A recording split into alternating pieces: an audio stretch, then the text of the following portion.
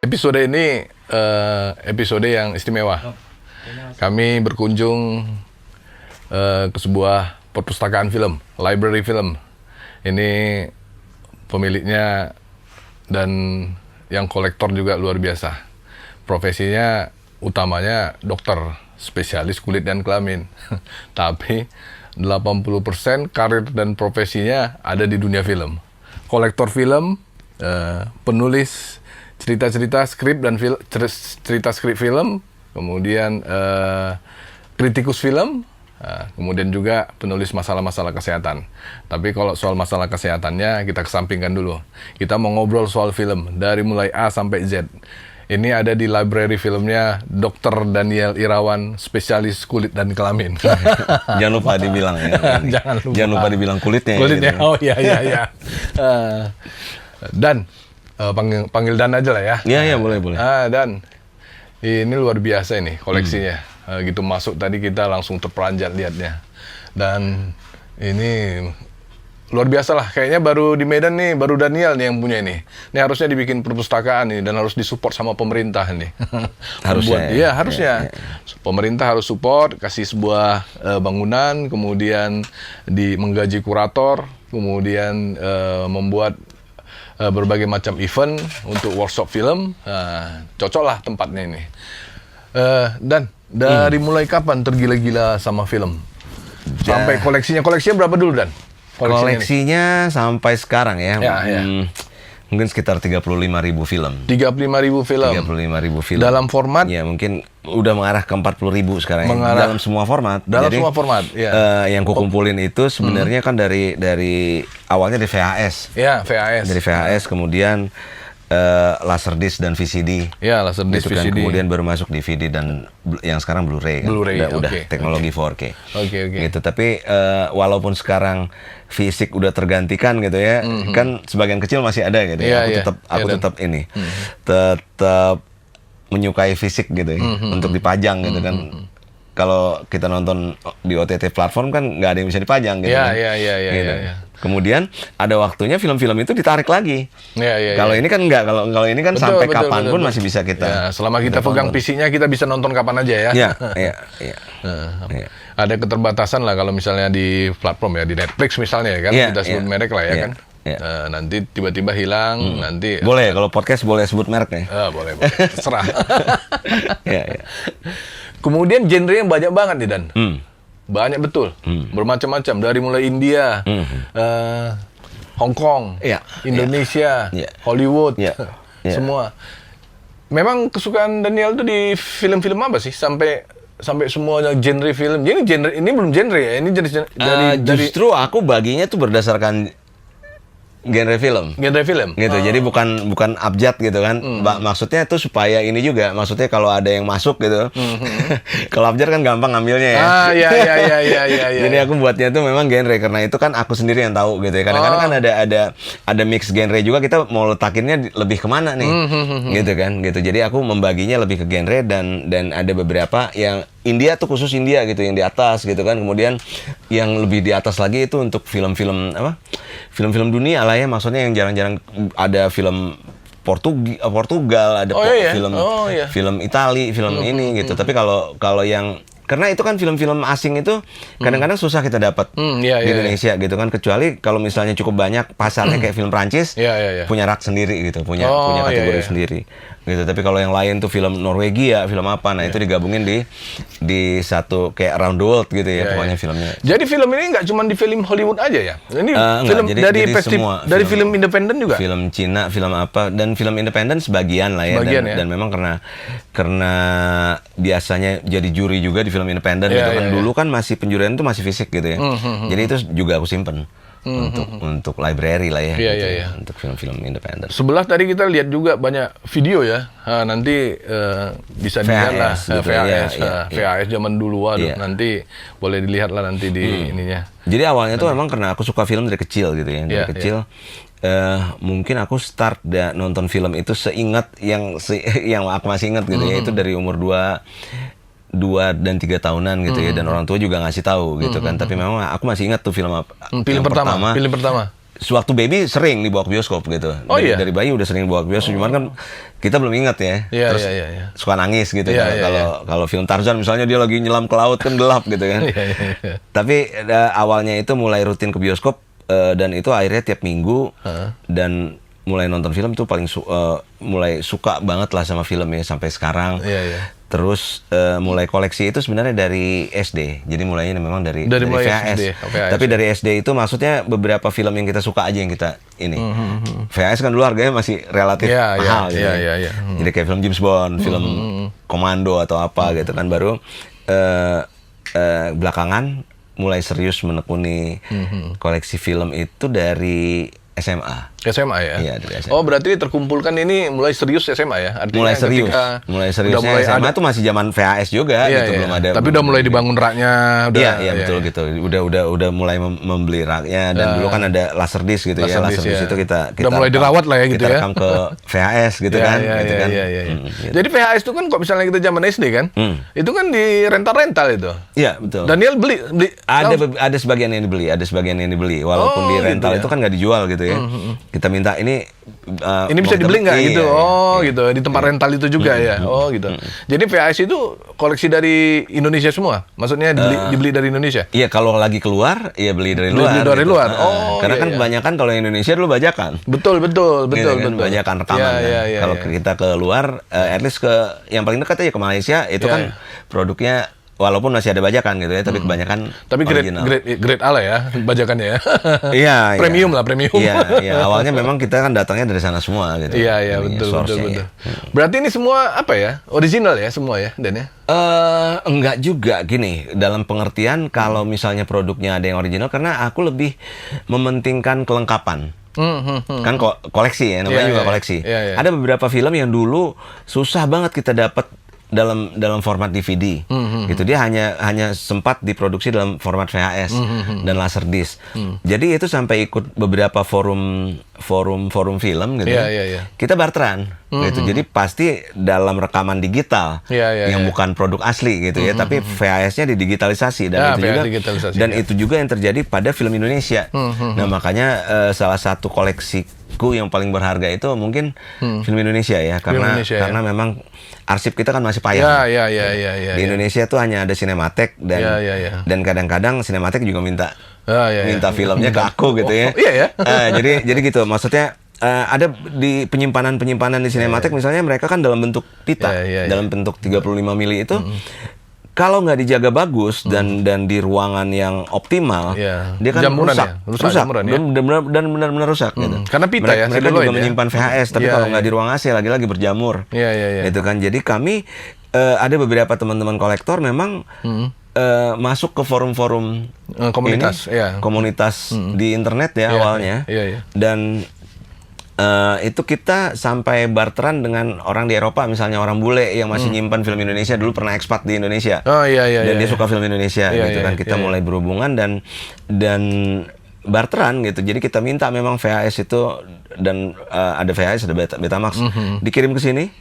Gitu, kita digitalisasi dan akhirnya dikirim lagi dan barteran. Mereka mau film apa yang kita punya dan mereka tidak punya, ditukar gitu ya. Jadi sampai ada grup bule-bule itu yang membuat kayak apa ya, kayak rescue gitu, film Indonesia itu mereka restorasi sendiri dan mereka jual dalam bentuk Blu-ray dan 4K sekarang gitu. Tapi bukan resmi. Nah, itu kan bukan produk original, maksudnya bukan copyright ya. Dia sebenarnya melanggar copyright tuh. Tapi memang kita perlu nih, dulu di Hong Kong juga ada yang namanya Hong Kong Rescue. Jadi tapi itu khusus buat film-film Hong Kong. Jadi memang orang-orang yang begitu cinta dengan film gitu, nggak mau kehilangan arsipnya. Dan akhirnya membuat bagaimana film yang udah lama ini, yang udah jelek ini direstorasi untuk jadi masih layak ditonton sampai sekarang. Jadi gitu. Jadi aku lebih mementingkan kelengkapan itu gitu ya. Jadi tujuannya bukan komersil lah ya. Untuk inilah. Pokoknya kan banyak tuh film-film yang aku nonton dari kecil kan, dari kecil sampai besar. Itu kan banyak sekali film, dan memang kan itu kebetulan aku data karena aku juga koleksi poster. Flyer gitu kan. Kita tahu tuh film apa yang dulu main di Indonesia, selain aku juga buat catatan. Itu tanggal segini tuh nonton film ini di bioskop gitu. Dan jadwalnya berarti ya. Iya, tapi walaupun nggak lengkap gitu ya, walaupun nggak lengkap, tapi kira-kira masih ingat. Dan film-film ini nggak semuanya kita bisa dapetin di pasaran. Iya. Itu makanya akhirnya kita masuk ke forum-forum kolektor dan tukaran itu dengan teknologi, perkembangan teknologi dulu awalnya masih sulit kan download ya. Tapi forum-forum kolektor ini kita bisa tukeran dari download, jadi mereka seed dan peer seperti torrent. Oh iya, gitu, seperti torrent. Tapi ini bedanya kalau torrent kan global, semuanya bisa mendownload apapun. Kalau ini memang harus dengan izin, jadi dia yang membuka channel untuk kita download gitu untuk kita dapetin film itu. Tapi harus barteran. Jadi nggak bisa cuma-cuma aja mereka kasih gitu. Kita juga harus memberikan semacam pasar sendiri lah ya. Iya, forum komunitas gitu. Jadi dia kasih kita satu, kita juga harus ngasih dia satu atau dua, tergantung nego gitu kan. Jadi itu asik sih. Ada warungnya lah itu ya. Iya. Nah sekarang memang di zaman teknologi Blu-ray dan 4K ini sebagian film-film yang langka tadi itu udah pelan-pelan direstorasi memang.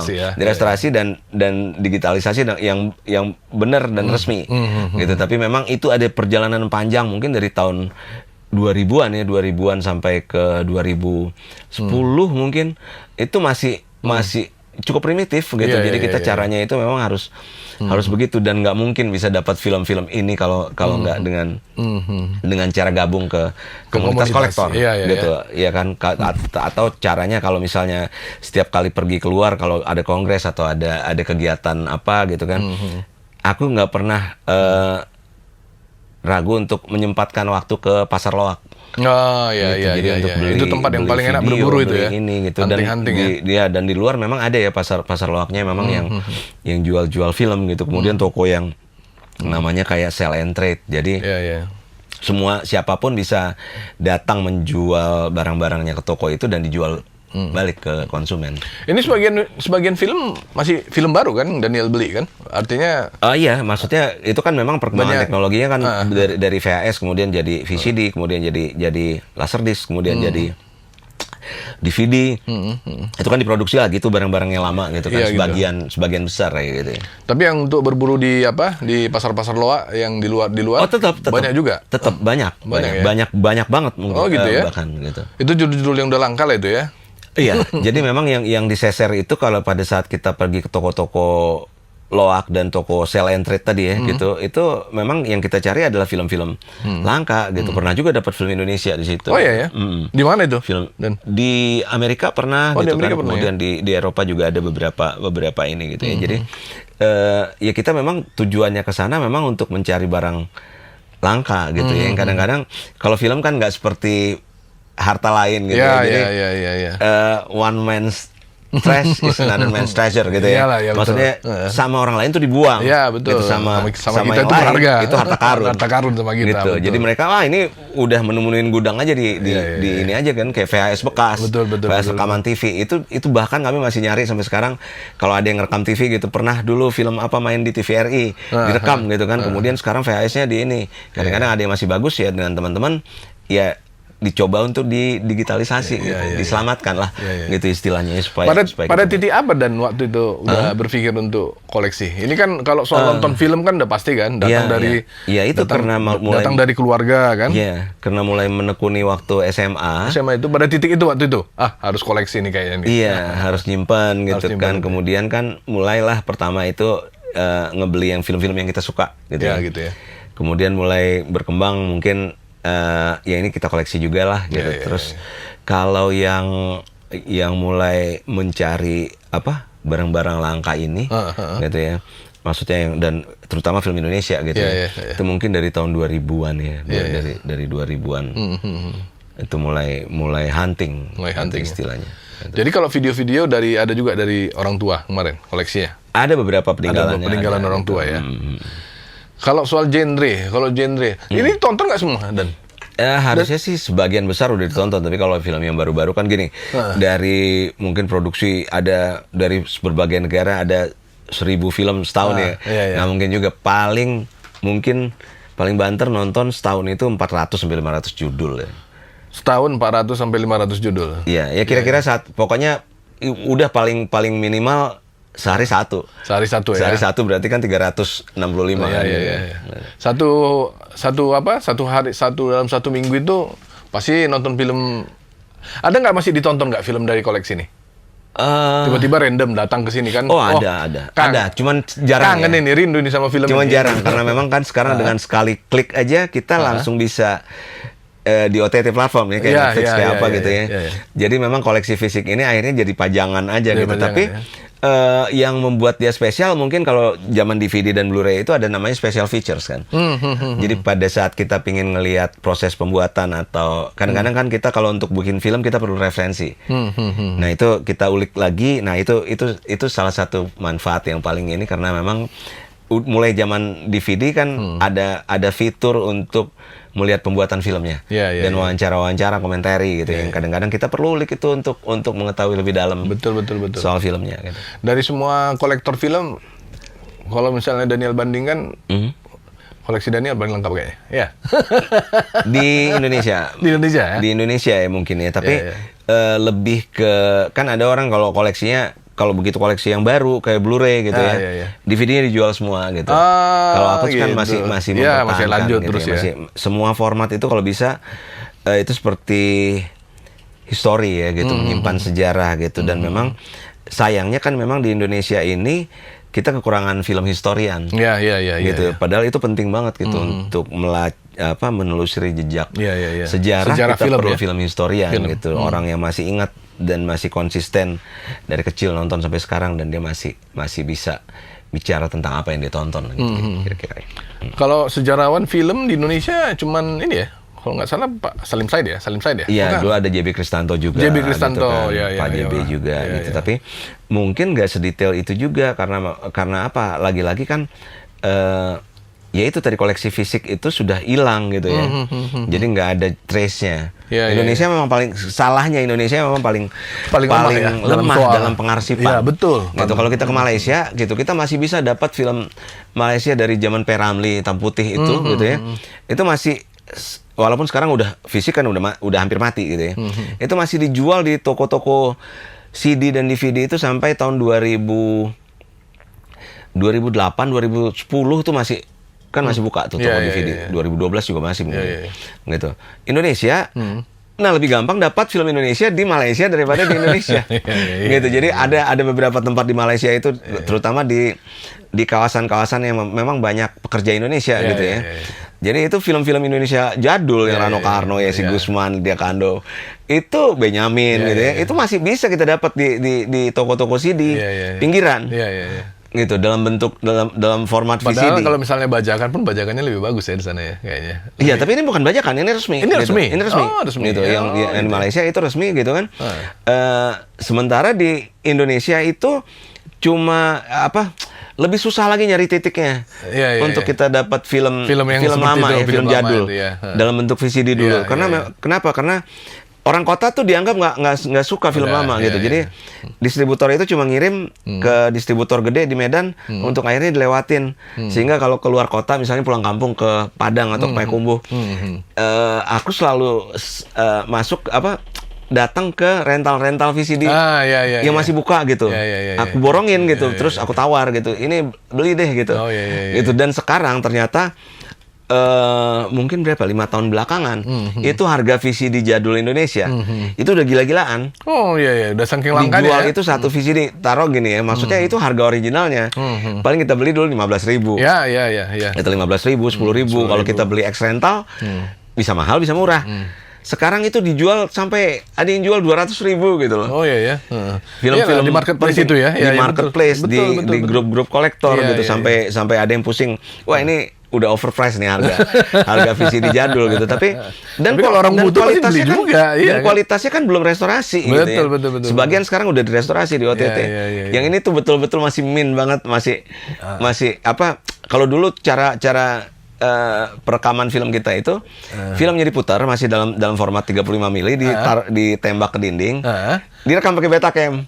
Oh iya iya Iya kan? iya, Jadi iya, iya, bisa iya. ketahuan ini soundnya soundnya, nggak iya, akan iya, bagus. iya, iya, iya. Gambarnya kalau kesenggol dikit akan jadi miring Iya, gitu kan. iya, Kemudian nggak bisa dapat semua frame-nya. Oh gitu ya. Gitu. Tapi itu pun dikejar orang. Dikejar gitu. orang, sampai, ya. sampai sekarang itu ternyata bisa jadi barang berharga. Jadi itu Kalau nggak ada nanti- kopian filmnya itu memang pasti akan mahal itu ya kan? Kalau itu satu-satunya cuma dokumentasinya ya kan? iya dan memang kolektor mencari ya sekarang Mencari, iya. mencari itu gitu. Jadi ya itu tapi mendapatkan film yang udah nggak ada lagi gitu ya. Tapi adalah beberapa yang kita dapat dari luar negeri juga. Kemudian dari pasar loak gitu ya. Maksudnya dari penjual-penjual loak di internet yang masih nyimpen Iya, iya. gitu ya. Kan ada aja orang yang ngejual barangnya ini udah nggak dipakai lagi dijual gitu Ya ya. dijual ya. Termasuk dari komunitas layar tancap sebagian. Nah ya komunitas Gitu yang masih punya layar tancapnya, Iya. gitu kan. Nah kadang-kadang kita bisa minta mereka juga untuk copyin ke digitalisasi gitu ya ke DVD. Museumnya kan ada di Malang itu ya.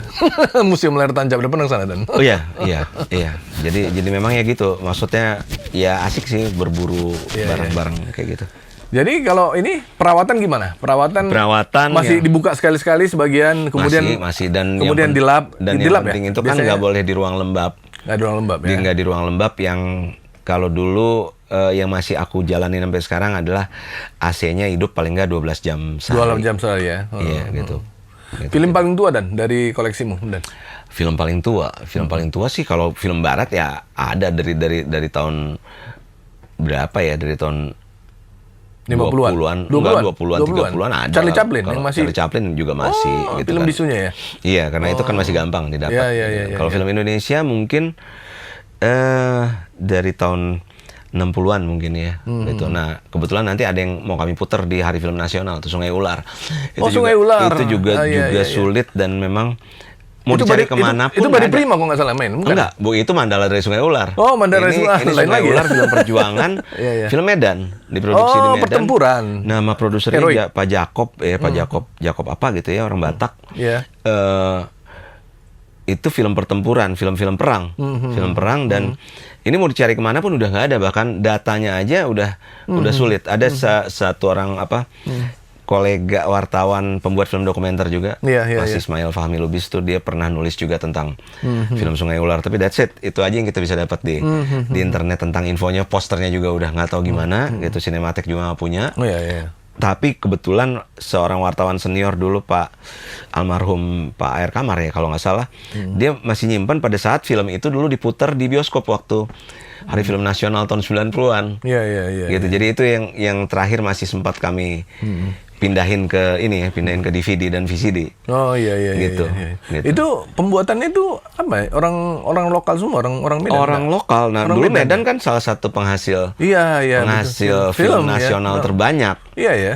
PH banyak yang based di Medan Iya, iya, gitu. iya, Bahkan film terbaik FFI pertama kan dari Medan. Oh, dari Bahtiar Siagian. Bahtiar Siagian ya. Oh, Turang nama Iya. judul filmnya ya. Iya, gitu. Masih punya judul apa itu? Enggak, kalau Turang memang itu kan terkait dulu Bahtiar Siagian sempat ada ini ya, lekra gitu ya. Jadi sempat dimusnahkan iya, semua karya-karyanya iya, dia. iya, Tapi iya. walaupun sekarang ada yang masih di restorasi oleh kementerian ada, tapi film drama. Film dramanya dia gitu. Dari koleksimu dan yang paling langka yang mana dan? Artinya orang pasti ada yang nggak punya. Iya, Atau bahkan itu salah satunya tuh Sungai Ular tadi. Sungai Ular tadi. Sungai Ular dan memang Kalau film untuk- Indonesia lah ya, film Indonesia. Kalau luar yang koleksi luar? Kalau film luar kelangkaannya itu mungkin bukan ada sih beberapa film yang langka, tapi mungkin lebih ke kemasan. Kayak box set gitu ya. Iya, Ada box iya, set iya. yang memang keluarnya limited edition. Sehingga kalau kita mau beli sekarang kalau nggak di situs kolektor udah nggak ada. Yang box set yang kayak dikacain kayak gitu, Iya, itu kan iya, keluarnya iya. sesaat. Yang merchandise-nya itu Ada ya? bonus merchandise Iya, gitu. iya, iya. Lebih ke situ sih. Karena kalau di luar kayaknya kalau yang langka-langka banget ada tapi sedikit sekali gitu. Tapi kalau nilai langkanya itu ya lebih ke film Indonesia. Film Indonesia Gitu. ya. Memang karena memang kita dapatnya setengah mati dari luar gitu ya. Untuk ini dan harus di lobby dulu gitu. Iya. Dari semua genre, film apa yang paling suka dan? Kalau genre favoritku itu Superhero. science fiction Science fiction ya. sama romantic comedy. Romantic komedi ya. Oh ya. Tapi banyak juga aku tengok tadi film perang. Iya. Iya, film perang itu ini ya, maksudnya dulu kan, sekarang kan udah nggak ngetren film perang. Oh, enggak Kalau dulu ngetren. waktu kita kecil kan yang paling banyak kan film perang Iya, di di bioskop. Netflix pun udah jarang film perang. Iya ada yang barusan menang Oscar kemarin Iya, juga film iya, perang dari Jerman gitu Iya, ya. iya. Tapi sekarang kan udah jarang, udah satu-satu. Kalau dulu kan waktu zaman kita kan seumuran. Iya. Waktu kita zaman SD itu Iya. kita ke bioskop tuh nyari film perang gitu kan. Lah, iya. Kalau film koboi, film perang. Iya. Gitu kan. Ya itu memori zaman dulu. Itu pasti masih dikumpulin sampai sekarang. Gitu. Iya. Waduh, mantap betul ya. Sutradara. Sutradara mana yang paling ini? Daniel yang paling favorit? Aku Kalau luar dengan Indonesia? kalau luar aku paling suka Steven Spielberg. Steven Spielberg Ya, ya? sama James Cameron. Quentin Tarantino nggak suka? Suka, tapi memang bukan. Kalau aku penyuka ini ya, maksudnya sebagai kritikus pun aku selalu berpegang kepada apa sih pengertian film bagus gitu ya. Oh gitu. Film bagus itu sebenarnya kan yang sesuai dengan tujuannya aja gitu. Iya. Action harus seru. Iya, betul. Komedi harus lucu Iya, gitu. iya. Drama harus menyentuh. Iya. Horor harus serem. Iya. Kalau ini aja udah nggak dapat berarti filmnya udah nggak dapat. Gagal.